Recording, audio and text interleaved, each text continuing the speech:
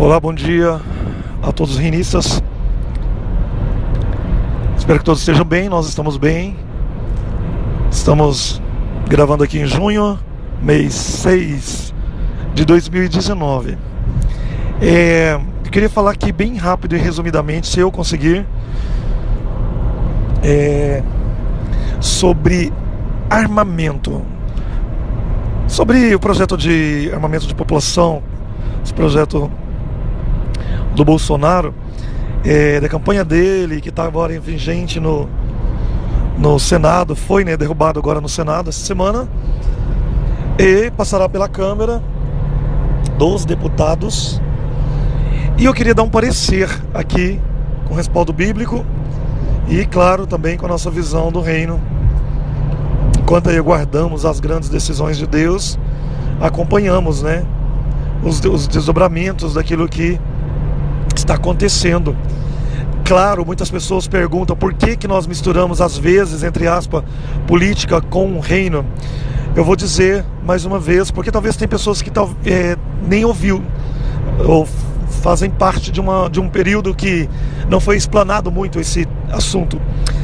Que eu quero aqui dizer é que, na verdade, o reino de Deus, ele é também política, mas ele não é a política humana.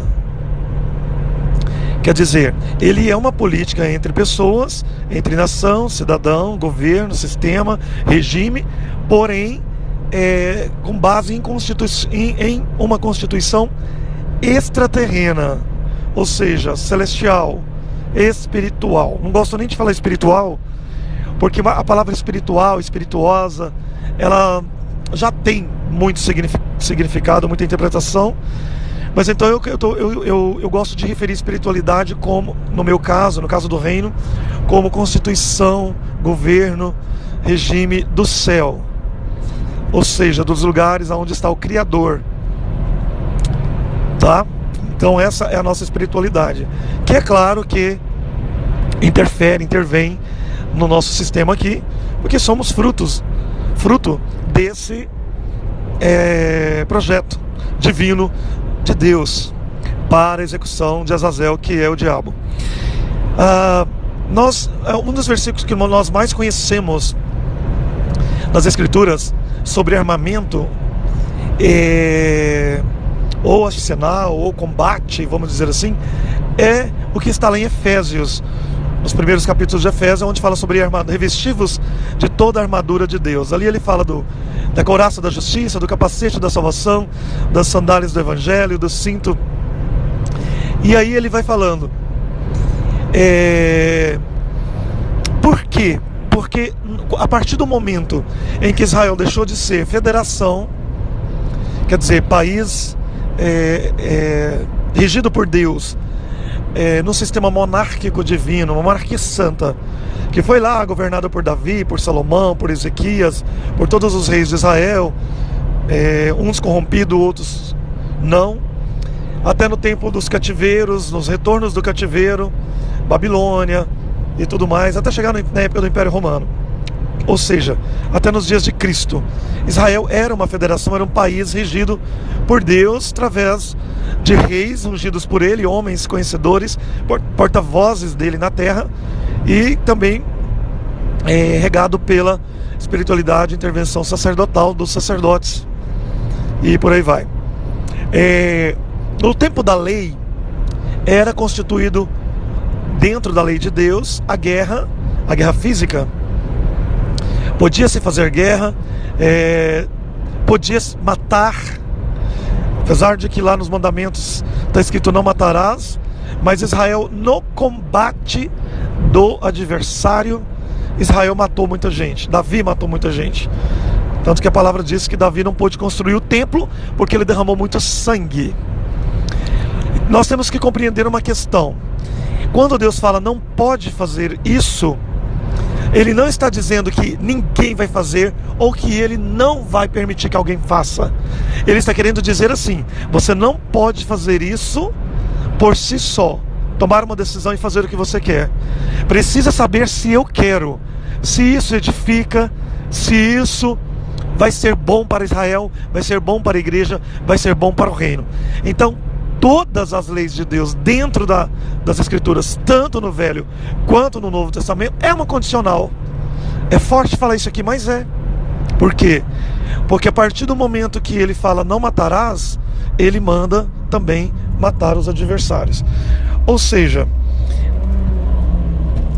o que cabe aqui? Cabe espiritualidade, interpretação genuína, verdadeira.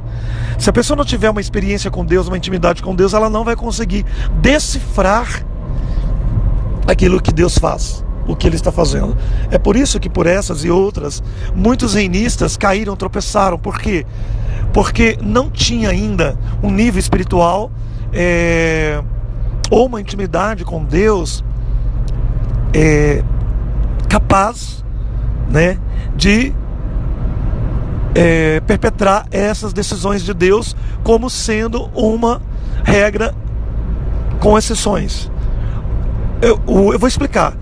É como se você cresce num Deus que dá uma lei e ao mesmo tempo ele revoga essa lei. Ele revoga quando ele quer, ele absolve quem ele quer, ele põe, ele tira, ele faz, ele desfaz, mas aquilo permanece sendo uma lei, até que uma outra seja substituta, até que essa lei seja substituída. Por isso que Israel, ele saía no combate contra os adversários. As Escrituras falam de carnificinas tremendas, que não só os homens fizeram de Deus, mas que os anjos também fizeram. E termina explicando bem claramente que esse combate ele só tinha fundamento em uma decisão. Ou seja, essas mortandades eram legítimas e só podiam ser executadas, efetivadas, se no combate há invasão do reino. Ou seja, há o combate de autodefesa da adversidade que tentava roubar as terras de Israel, derrubar as muralhas, vencer o povo de Israel, simplesmente no intuito de conquista de terra, tomada de terra. E o sistema latifundiário ali, que era muito grande, as pessoas todas viviam em função de ter terra, né? Isso foi desde o princípio um grande ópio da humanidade, lutar por terra, dividir terra, brigar por terra. E isso aconteceu desde dos primórdios lá, dos ancestrais e dos patriarcas da Bíblia. Nesse combate era legítima a defesa daqueles que matavam para defender as terras, o nome, a monarquia e a supremacia de Deus. Quando Cristo chega, nós percebemos que Israel já estava debaixo de um cativeiro onde não tinha mais guerras. Por quê?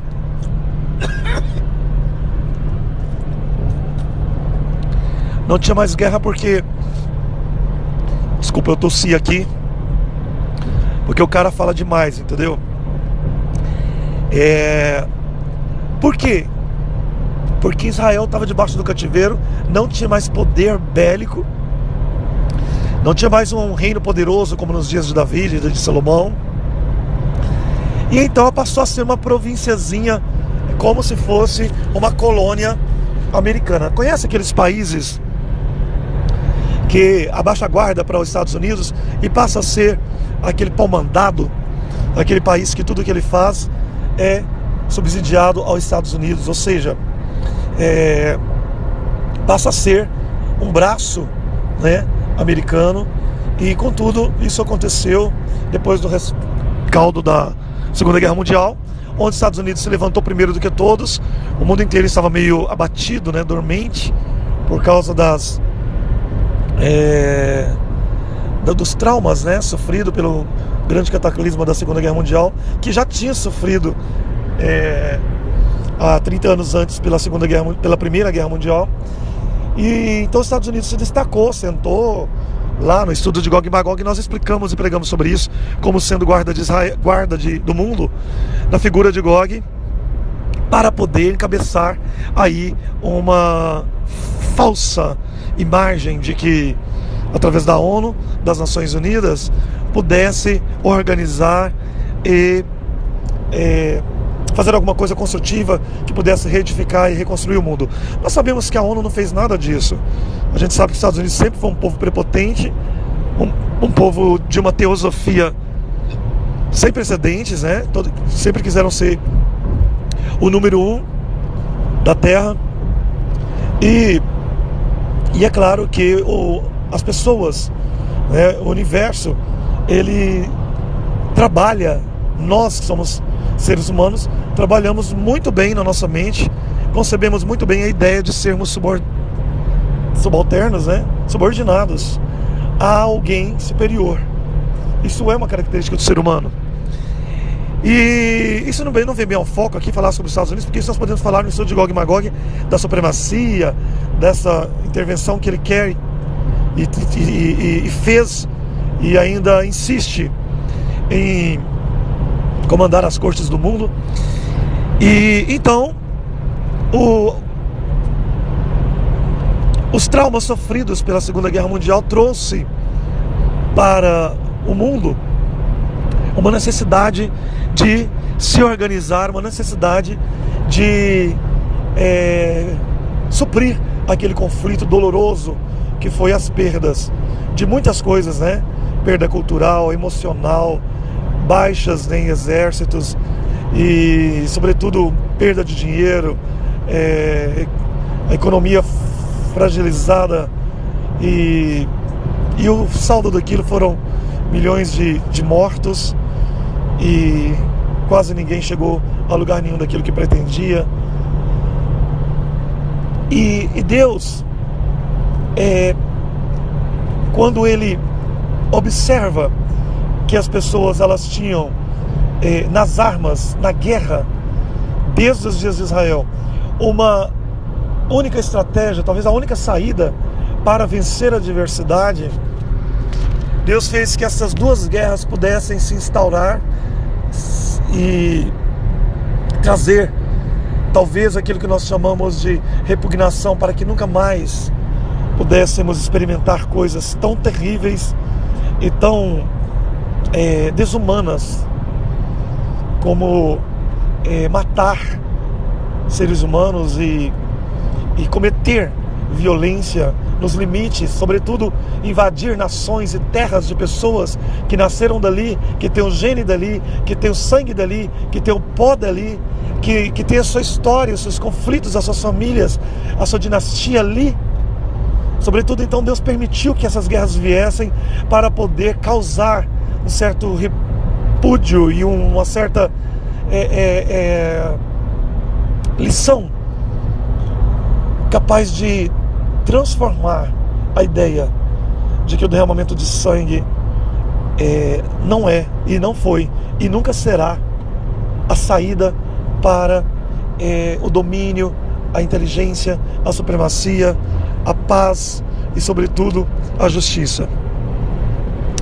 Quando Jesus chega em Israel, ele propõe uma nova fase de justiça. Quando ele chega em Israel, nós percebemos que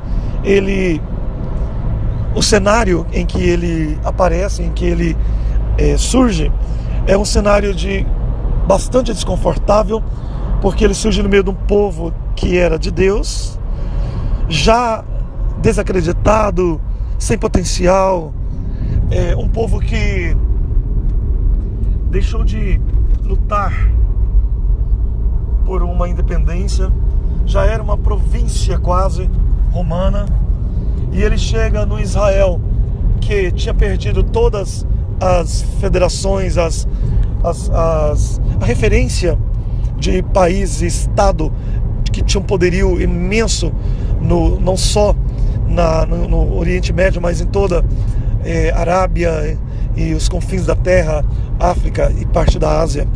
Jesus chega num lugar, num momento da história de Israel que o povo não tinha mais esperança e não tinha mais projetos de guerra, projetos de conquistas de terra, mas ele chega no lugar onde o povo de Deus estava abatido, estava apenas orando e clamando por uma libertação.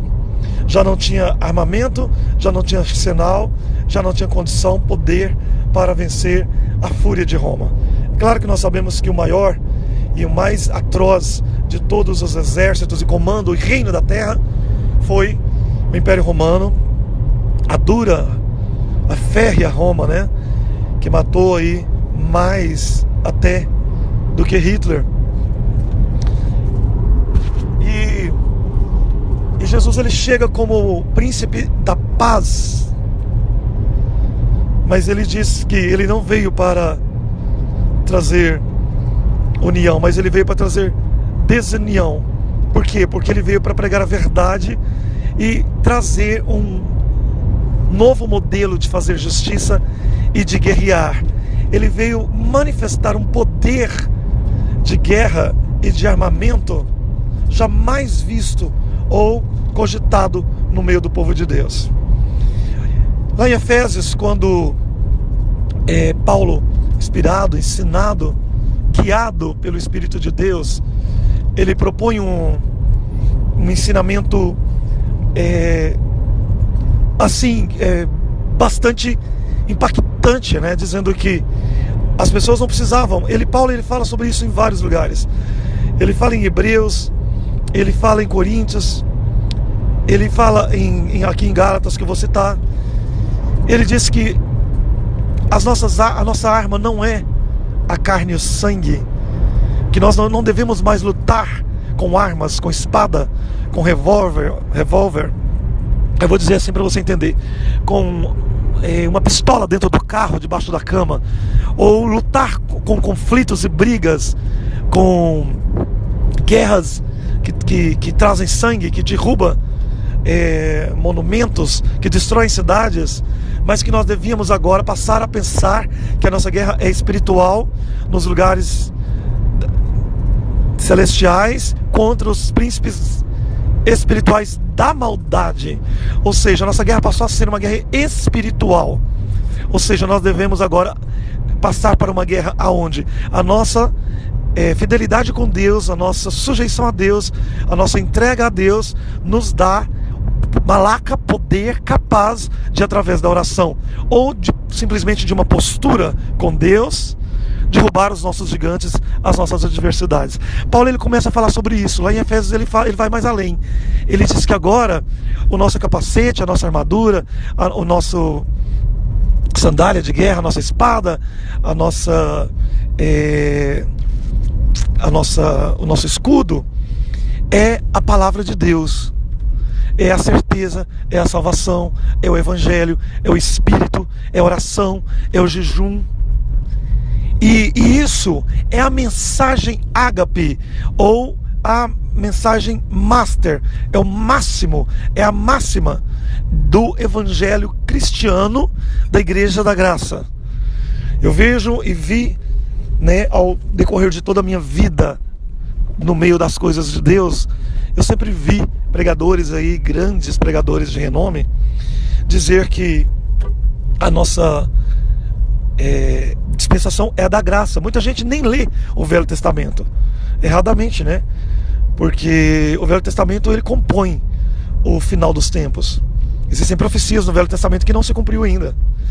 Então, a graça, os pregadores sempre manifestaram com muito repúdio o uso de revólver. Eu cresci dentro de uma denominação evangélica tradicional, quer dizer, pentecostal. Meus pais casaram dentro de uma igreja evangélica, pentecostal, tradicional. E dentro das tradições de todas as igrejas evangélicas, cristãs, sejam elas tradicionais ou neopentecostais, ou até dias atrás era indecente você usar arma, revólver dentro de casa. Eu vou dizer uma coisa para você. Eu quero que você entenda bastante, tenha bastante atenção para você entender o que eu estou aqui dizendo. Por exemplo, o meu pai, ele tinha uma carabina, uma filobé e uma espingarda. Não me lembro qual que era a espingarda que ele tinha, mas ele sabe me dizer isso. Ele tinha 3 armas de cano longo, que eram armas de caça. Então, na época que ele tinha a propriedade, a fazenda ali na região da Pousada das Araras, onde existe o sítio arqueológico mais antigo das Américas. Ali ele tinha uma propriedade que chamava Santa Simone, que levou o nome da minha irmã, e ele levava essas armas para lá nos finais de semana, quando ia conosco. Eu era criança, mas eu lembro disso, para poder caçar marreco, animais, coisas de dentro de propriedade rural, coisas de caça. E ele guardava essas armas, trazê-las de volta na caminhonete, guardava do lado do guarda-roupa, do armário, no quarto. E uma vez, Deus usou uma pessoa para dizer que tinha uma mancha que atrapalhava algo espiritual grande que Deus queria trazer para o meu pai, que era o início das revelações do reino. E que essa mancha estava atrás do guarda-roupa, algo assim. E eles foram ver o que era, que Deus estava querendo dizer. Descobriram que eram as armas que meu pai colocava de pé atrás do guarda-roupa. E eu lembro que eu, mas o meu irmão, nós ficávamos doidos para mexer naquilo. E era um perigo, porque algumas vezes eu me lembro que nós mexíamos naquilo ali, inocentemente. E Deus mandou tirar aquilo e dar um fim. A partir do momento que Deus falou aquilo, meu pai compreendeu, começaram então a chover as grandes revelações dentro de casa. É claro que eu estou dizendo que aquilo não era o que atrapalhava, mas era algo que fazia parte de um propósito de fidelidade, aonde Deus queria mostrar que Ele precisava ensinar coisas que hoje nós aprendemos.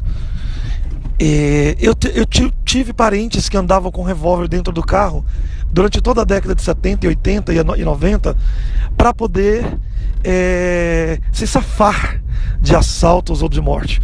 2 deles morreram matados, um pela polícia e outro por bandidos. Foram assaltados dentro de casa. E pela graça de Deus, nesses 40 anos de família, eu pude perceber que nunca houve um momento em que algum assaltante entrasse dentro da minha casa ou abordasse meus pais, ou até mesmo eu, que viajo muito e já morei em vários lugares, para poder assaltar, tomar carro ou tomar qualquer coisa usando de violência, sabendo que a violência, sobretudo, existe e existiu a vida toda. Nós sempre tivemos um propósito como cristãos e com a Bíblia na mão, de que cada vez que nós saímos para fazer alguma coisa, nós orávamos e pedimos orientação de Deus. Senhor, coloca o teu anjo ao nosso lado, faça conosco essa viagem. A Bíblia diz que se Deus não guardar a casa, em vão vigia o guarda, o sentinela. Se Ele não guardar a cidade, a casa, em vão vigia a sentinela. Então, é uma premissa, é uma máxima, que não é uma cultura pessoal da minha família, é algo bíblico. Então, quando Paulo fala para nós usarmos as armas espirituais, quando ele vem e fala também que nós devemos usar do poder da oração e da intervenção divina e dos anjos ao redor da nossa vida, da nossa casa, e nós abrimos mão disso e passamos a confiar no cachorro para vigiar a nossa casa, passamos a confiar nas armas, nós estamos automaticamente desprezando, desfazendo daquilo que é a nossa verdadeira proteção espiritual. Eu vou explicar para você. Aonde está a definição de proteção de Salmo 91? A partir do momento que eu confio que a segurança da minha casa, do bandido que quer entrar, é uma arma. Espera aí, aonde está na Constituição Bíblica, a qual nós, cidadãos do reino, servimos e estamos debaixo dela, que garante que, se servimos um Deus poderoso, Ele acampa ao nosso redor e nos livra? O papel do anjo é o quê? É um treinamento de revólver? É um curso de tiro? A intervenção divina, o poder, a malaca espiritual, é uma armação, aliás, é uma intervenção de anjos, é uma espiritualidade usada pela arma de fogo? A pergunta que eu te faço é o seguinte: os anjos de Deus estão treinando para que nós possamos matar? Ou para que aquilo que você e o pagão, a pessoa que é de qualquer outra religião, que não serve ao Deus das Escrituras, ele tem esse poder também? Ou seja, quer dizer que agora o nosso livramento, quer dizer que agora a operação divina, o Deus espiritual que nós servimos, agora ele também atua e livra o pagão? Quer dizer que o nosso livramento está numa arma de fogo? Quer dizer que nós, igreja que pregamos Efésios, nós, a igreja que pregamos Salmo 91, nós, igreja que pregamos que as nossas armas são espirituais, nós agora estamos apoiando que a nossa proteção, Israel agora passa a ser a mesma proteção de qualquer povo, de qualquer pagão, de qualquer religião. Ou seja, Deus agora, ele protege a igreja e o cidadão é com arma de fogo.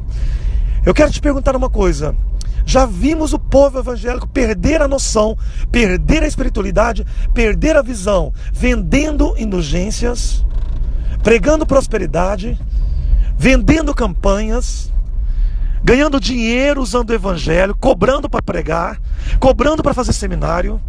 Nós já vimos pessoas apostatadas, cheias daquilo que o próprio Jesus fala em Apocalipse. Acha que tem Deus, acha que é a igreja cristã, mas está sentada no trono de Satanás e não sabe que eu vou vomitar.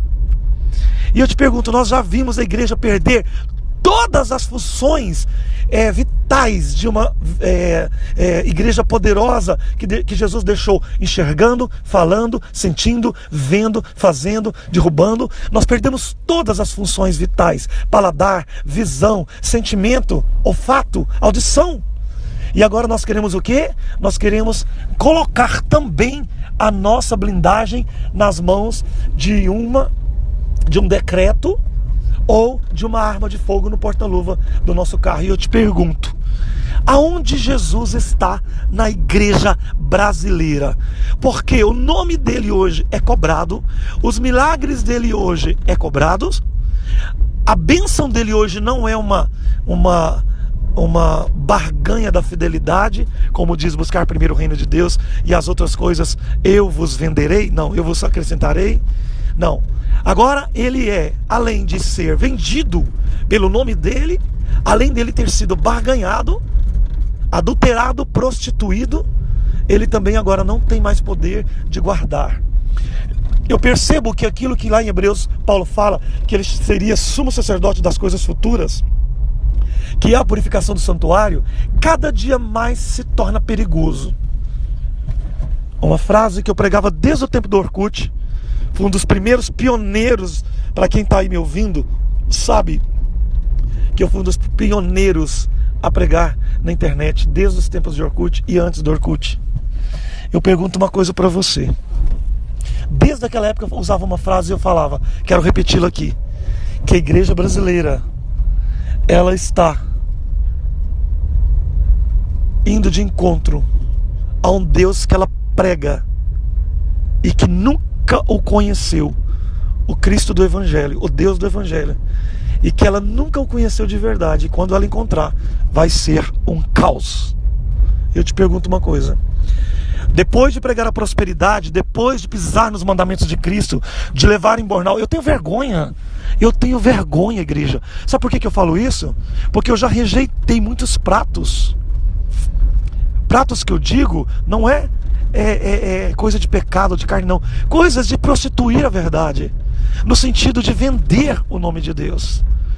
Eu tenho muita vergonha de ver pessoas que elas põem a cara a tapa a se colocar na indulgência nova, que pregou tanto contra o crime da indulgência da Igreja Católica, que na verdade foi um crime, e nós sabemos que isso houve, e que isso na história não foi apagado, e que isso inclusive já foi até pedido de perdão. Eu te pergunto uma coisa: agora a igreja quer tomar também o poder de Deus, de guardá-la, de livrá-la? Daqui a pouco a oração vai servir para quê? Se você faz campanha para ganhar as coisas. Se você faz campanha para ser abençoado, basta você pagar um envelope aí de R$1.000, você é abençoado. Agora basta você ter um revólver que você é protegido.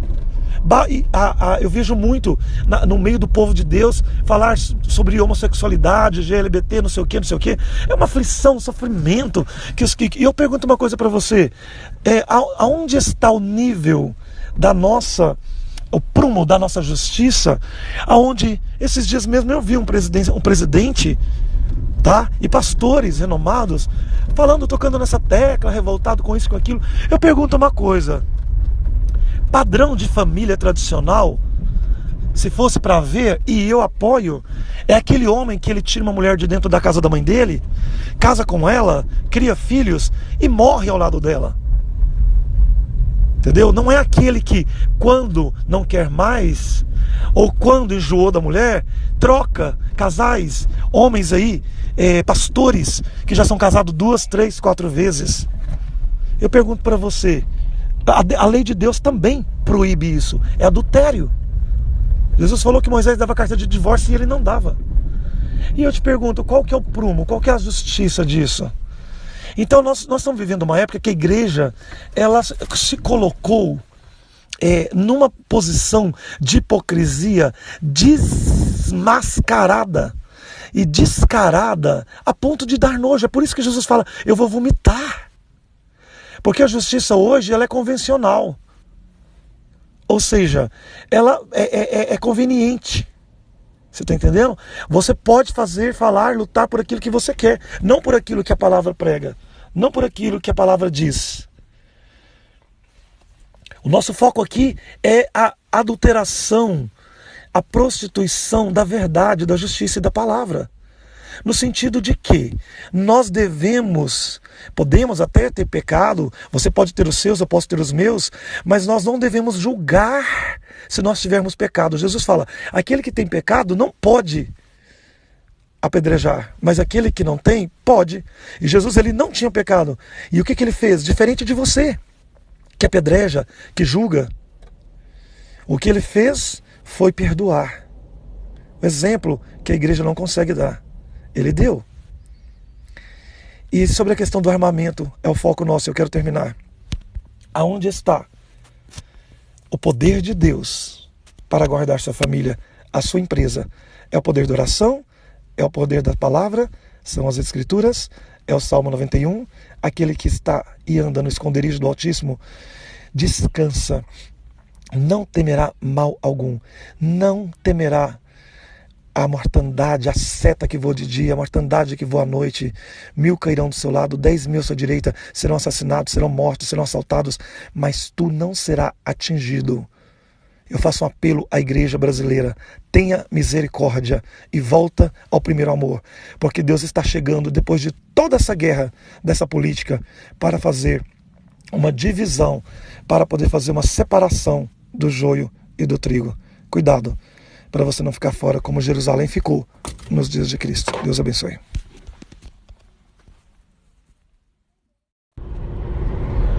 Olá, bom dia a todos os reinistas. Espero que todos estejam bem, nós estamos bem. Estamos